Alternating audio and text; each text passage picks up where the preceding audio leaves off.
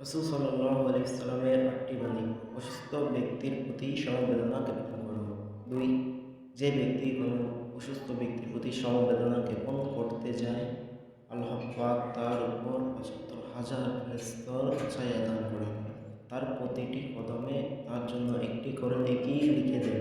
প্রতিটি কদমে তার একটি করে গুনাহ মুছে দেন এবং একটি করে পদমর্যাদা বৃদ্ধি করেন, যতক্ষণ না সে তার স্থানে বসে যায়।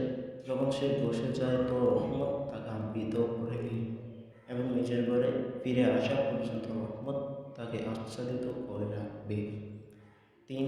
যে ব্যক্তি কোনো অসুস্থ ব্যক্তির প্রতি সমবেদনা জ্ঞাপন করতে যায়, তো আসমান থেকে আহ্বান করে, তোমার জন্য সুসংবাদ, তোমার যাত্রা শুভ হোক, আর তুমি জান্নাতের একটি স্থানকে নিজের ঠিকানা বানিয়ে নিয়েছ।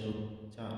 যে ব্যক্তি মুসলমান সকালে কোনো মুসলমানের প্রতি সমবেদনা জ্ঞাপন করল, তবে সন্ধ্যা পর্যন্ত ৭০,০০০ ফেরেশতা ইস্তেগফার করে এবং সন্ধ্যায় যায়, তবে ৭০,০০০ ফেরেশতা ইস্তেগফার করে তার জন্য জান্নাতে একটি বাগান থাকবে।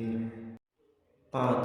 যে উত্তমভাবে ওযু করল, অতঃপর সওয়াবের নিয়তে অপর মুসলমান ভাইয়ের সমবেদনা জ্ঞাপন করল, তাকে জাহান্নাম থেকে ৭০ বছরের দূরত্ব পর্যন্ত দূর করে দেওয়া হয়।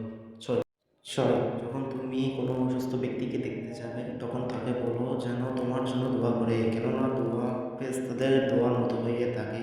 অসুস্থ ব্যক্তি যতক্ষণ পর্যন্ত সুস্থতা লাভ না করে, তার জন্য কোনো দোয়া প্রত্যাখ্যান করা হয় না। ৮. যখন কোনো মুসলমানের প্রতি সমবেদনা জানাতে যায়, তবে সাবধানে এই দোয়াটি পাঠ করলে যদি মৃত্যু না আসে আরোগ্য লাভ করবে। আসালুল্লাহাল আযীম রাব্বাল আরশিল